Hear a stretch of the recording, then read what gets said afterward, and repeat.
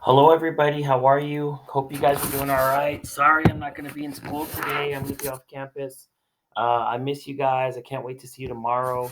It's our last day tomorrow before the holiday break. So I hope you guys are getting ready for that. Today, since I won't be in class, instead of continuing on the quadratic functions like we were planned, I want to do something a little bit different with you guys. And I want you to start thinking like an engineer. Okay. We're going to do something called the failure mode analysis, and it's going to help you guys to think exactly like an engineer does. So when I worked at the plant in Juarez as a manufacturing engineer, one of my functions was to analyze quality control problems. What that means is basically when we had problems with the machine that made bad parts that we couldn't use, or even worse, when we accidentally sent out defective parts to our customers, we had to figure out why.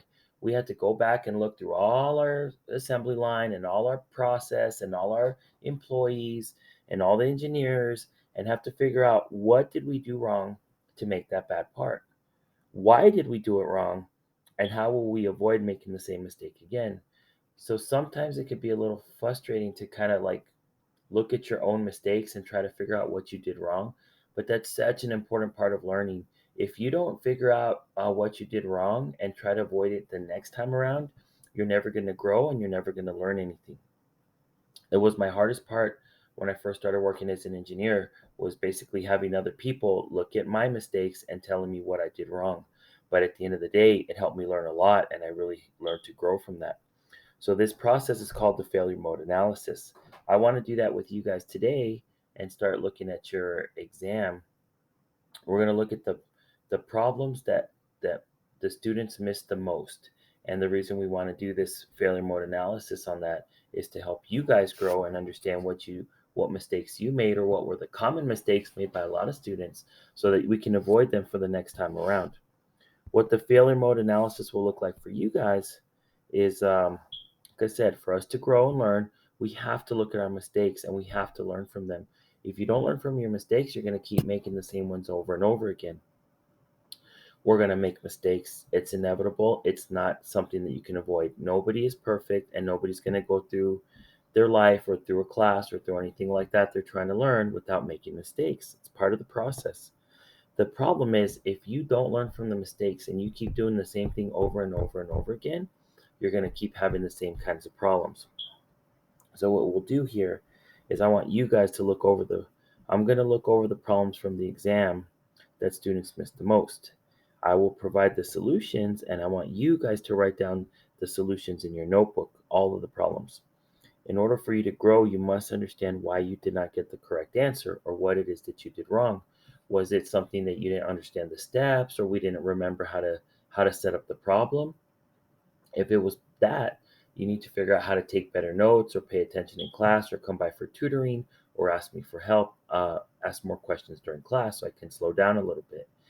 If it was because you made math mistakes, a lot of people, as I was going through these problems, set up the problem 100% correct, but they had little baby mistakes, adding and subtracting negative numbers, multiplying numbers together. I don't know if it was because of the short time, or because it's sometimes people get nervous when they're on the test, but I noticed that a lot of people were making little basic math mistakes.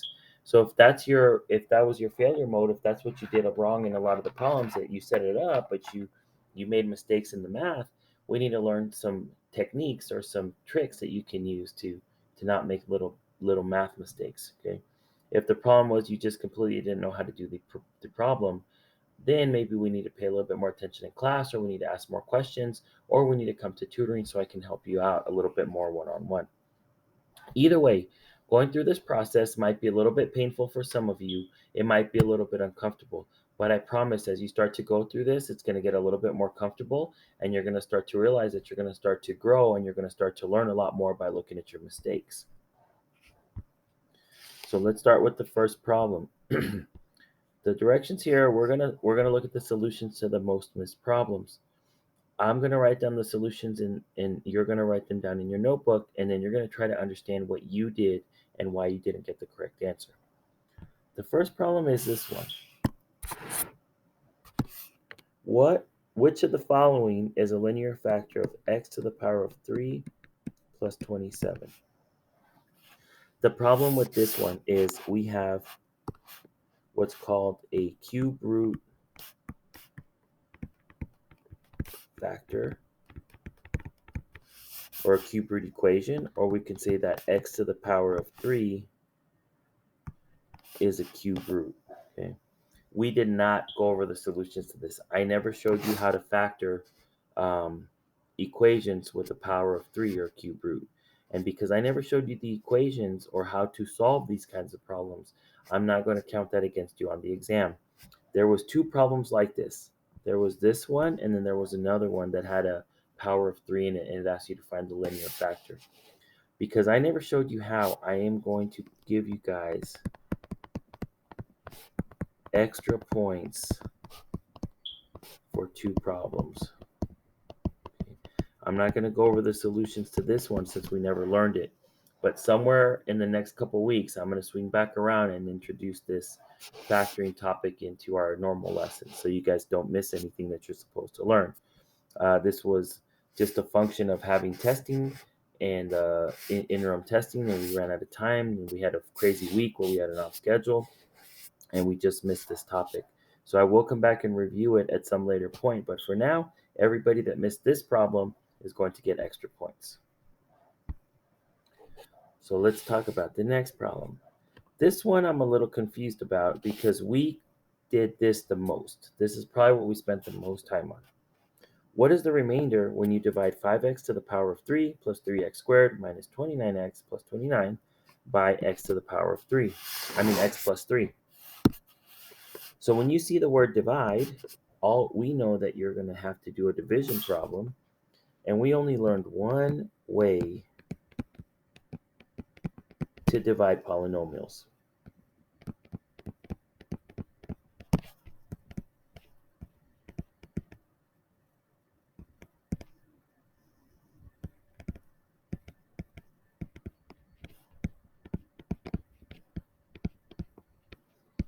And because we only learned one way, there's only one way you should set up this problem.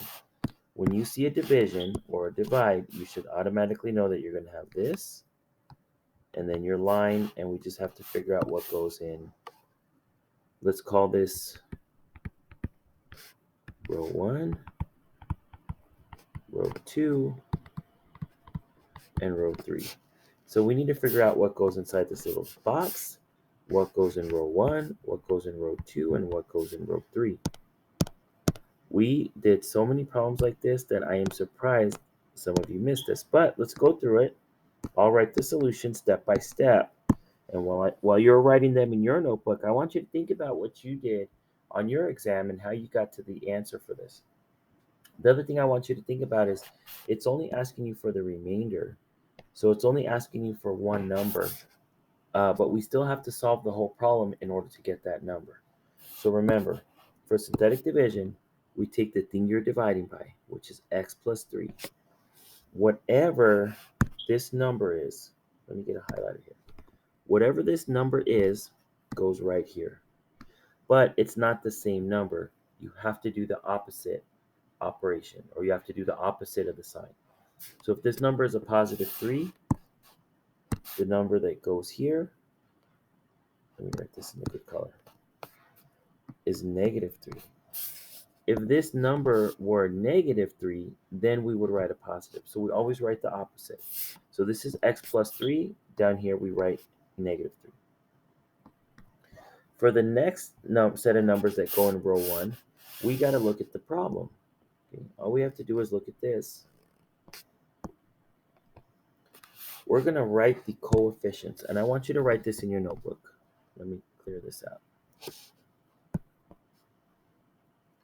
I want you to write this word because I use it a lot, and I feel like sometimes people don't know or understand what I'm talking about.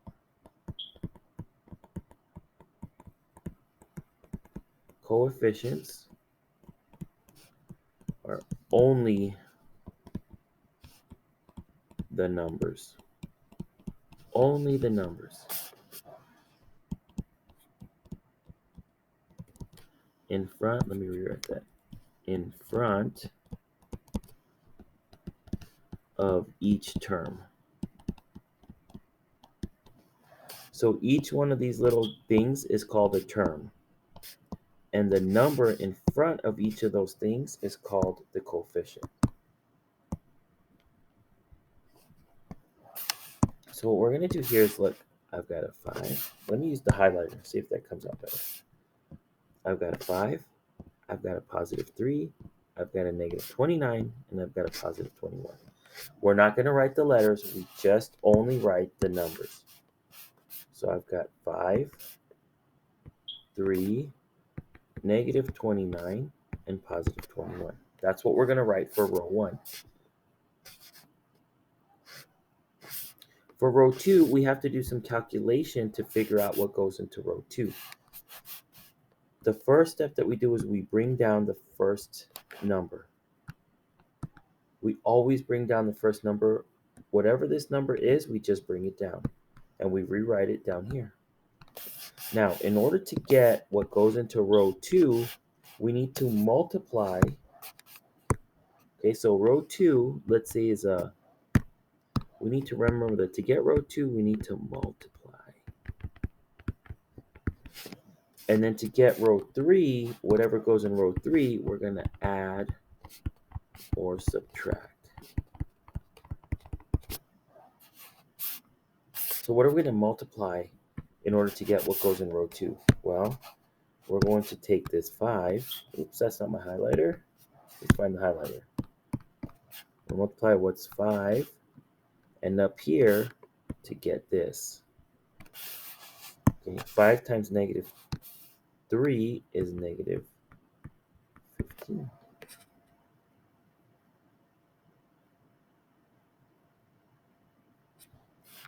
Then we're going to get the row number 3. Let's go right here. To get this, we're going to add or subtract. We're going to add 3 and negative 15, or we're going to subtract 15 from 3. So 3 minus 15 is negative 12. If you're struggling, if one of your problems is struggling with adding 3 and negative 15, you need to use a calculator every time you have a negative number. If you're trying to add and subtract a negative and you're having problems here, use a calculator until you can do it on your own in your head. Don't be afraid to use the calculators. That's why they're there, is to help you. So for the next one, we're going to multiply negative 12 times negative 3, and that's going to give us positive 36. Again, if you're multiplying negative numbers, positives and negatives, and you're struggling to figure out why or what the answer is, or you're getting the wrong sign, you need to use the calculator every time you do these little baby maths. Now we're going to add 30, or we're going to subtract 36 minus 29, and that's going to be positive 7. Okay. The last step is we multiply this answer, 7 times negative 3. 7 times negative 3 is negative 21. Here's the last step. We're going to, my highlighter. We're going to add these together. 21 minus 21 is equal to 0. And that's it. We actually don't need to do anything else because all it's asking for is the remainder. And we know that this last column is the remainders. So let me go over that part with you guys. Whenever you do synthetic division, you know that this first column to the first column on the right side are always going to be your remainders. So you should label these remainders. The next column over on the left, those are going to be your constants. Constants mean that it's just a number. There's no letter attached to it. Then after that, the next, what's it called? Let's say the next column over, that's going to be your variable to the first power. The next one after that is your variable to the second power. And if you had more columns, you would keep going up in increasing order to the third, to the fourth, to the fifth. This one we stop at 2. What that means is that each one of these letter numbers down here represents some part of the answer. 5 is representing your x squares. Negative 12 is representing your x1s. and then there's a positive there in front of that 7, represents your constants. A constant means there's no letter attached to it, it's only the number. And then the last one is your remainders. Now, if you have a number, any number n besides 0, you have to write the remainder over x plus 3, which is the divider, the thing you're dividing by. It goes underneath here. But in 0, that's it. There is no remainder because it's 0. So you should know that the answer should have been 0. Okay. In order to find that, you needed to know how to do synthetic division, you needed to know how to set up the problem, and you needed to be able to do these multiplication steps between this and this. It's a negative number, so that caused some problem for a lot of people. Then you need to be able to add and subtract the negative numbers, so that caused another problem for some different students. So please write these solutions down in your notebook. Try to understand what it is that you did wrong and what mistakes you did that you made, so that you can correct it for the next time around. Okay? If you still have questions, please let me know, and we can go over this during tutoring, or you can come by and see me at a time in the morning.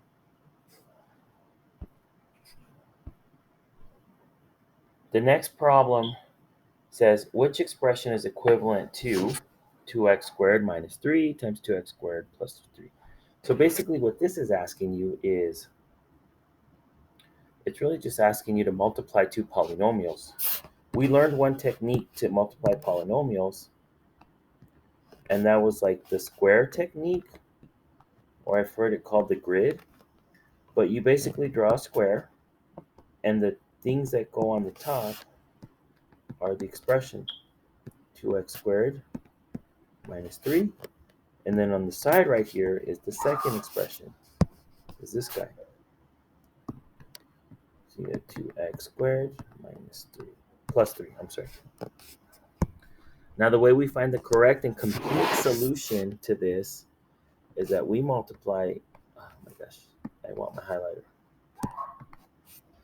We multiply, oh my gosh, my highlighter's not working. Let me find it. Let's try it again. This times this goes in here. Okay. So let me write it down here. 2x squared times 2x squared. We multiply the coefficients together. So that's 4. And then we multiply the exponents together. That's x. And when we multiply exponents, we add those two together. So 2 plus 2 is 4. So right here, we're going to write 4x to the power of 4. Now, for the next box, right here, we're going to multiply this times this. Again, I'm going to write it down here. Make a little bit more space. 2x squared times negative 3. We multiply the coefficient. Oh my gosh, I keep doing the same mistake. I'm sorry, guys. We multiply the 2 times the negative 3. That gives us negative 6. And then we come back and do the variables. X squared, and there's no other x squared here, so it just stays, or our answer is going to be x squared.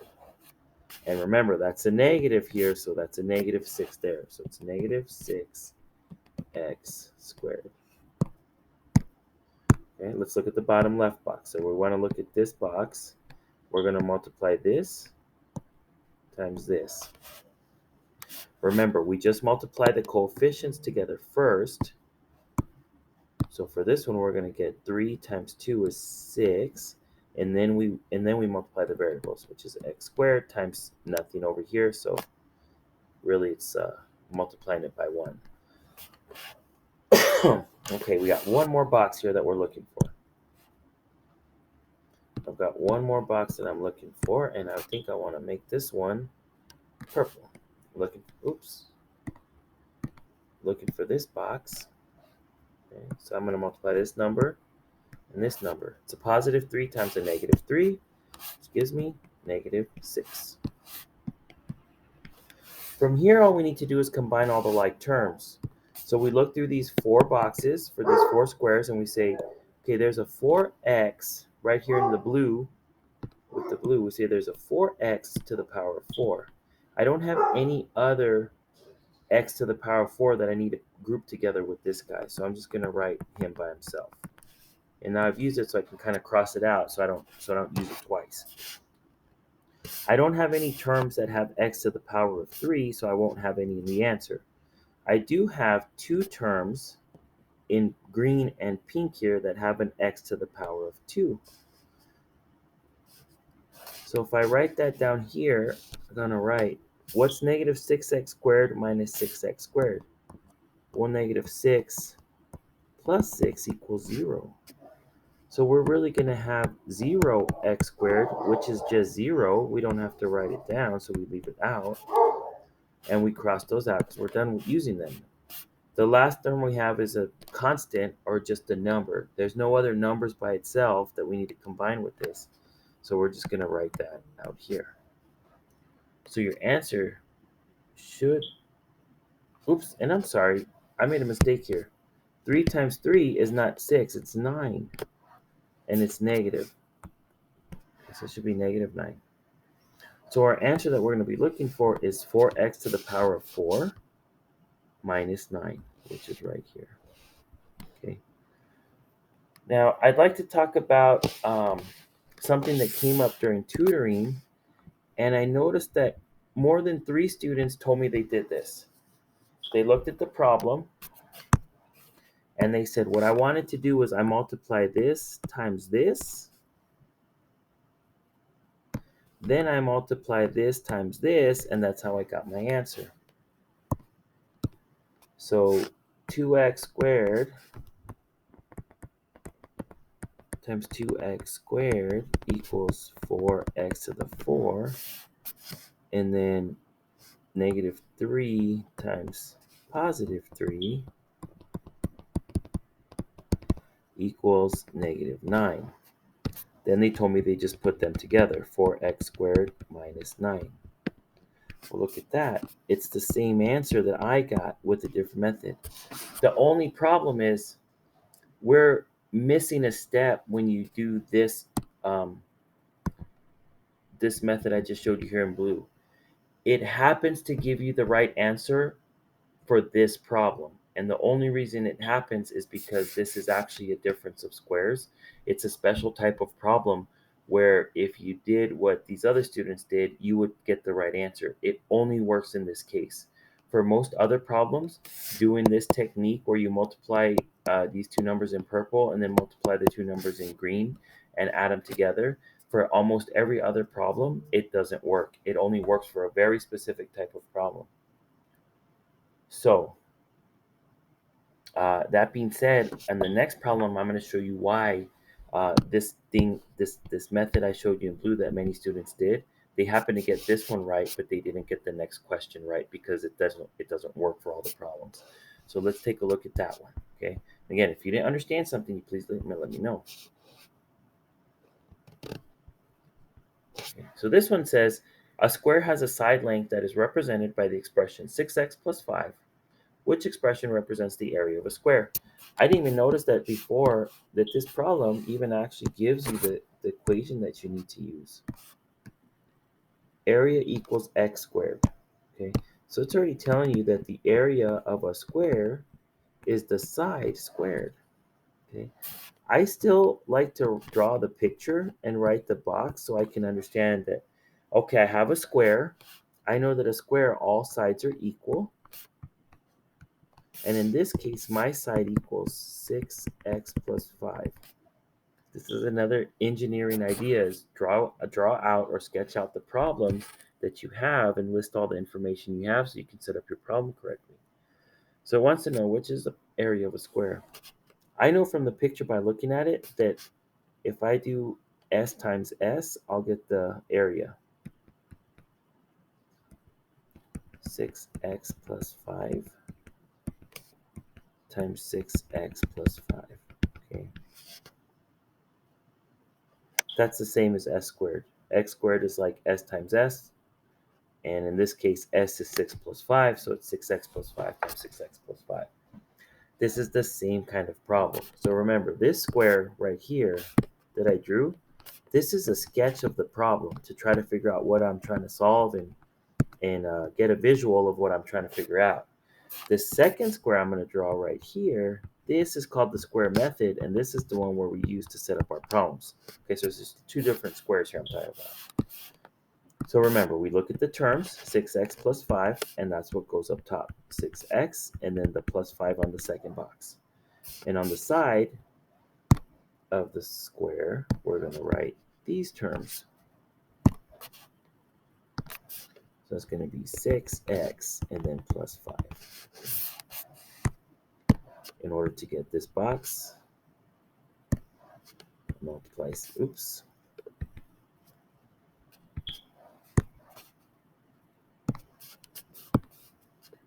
Purple. I'm going to multiply 6x times 6x. So that gives me 6 times 6 is 36. X times x is x squared. In order to find what goes here, I'm going to multiply this times this.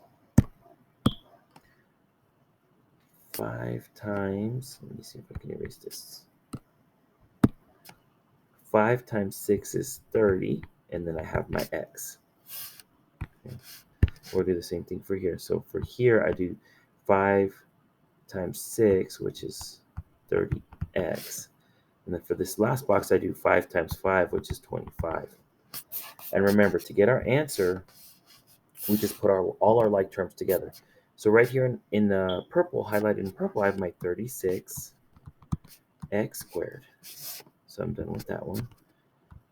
In this diagonals, I've got a 30x and I've got another 30x. So if I got 30x plus another 30x, I can just write 60x. And then my last term here, I'm done with those. My last term is the 25. So this is actually my answer, which I see right here. Let's color this off, and I'm going to put this in red. This is what we should not do. This does not work. So remember I said what some other students did, several of you actually, many students, they multiplied 6x times 6x, and then they multiplied 5 times 5, and they added all that together. So they had 6 times 6, which is 36x squared, plus 25. Okay. And that's the answer they chose, 36x squared plus 25. And a lot of people chose this, which is not correct. Okay. Now you can see when you use the square method, you account for every term. In the previous problem, because one of these signs was positive and this one was negative, it happened to work out to get us the correct answer. But this technique does not work when you have numbers or different signs here, like positive, or the numbers are different. Okay, it's only a very special case that multiplying the first number and then the second number and adding them like this gets you the right answer. Most times it will get you the wrong answer. So I hope you guys can see some of the differences into the problems and some of the mistakes that you made, and try to figure out what you can do to improve and to grow and to learn, and try not to make the same mistakes next time. If you're having a problem trying to figure out where your mistakes are and what you had a hard time on the problems, then come see me for tutoring so we can look at it one-on-one and try to figure out how to help you best to help you learn and help you grow. Okay, thanks guys. I'll see you all tomorrow. Have a good day today.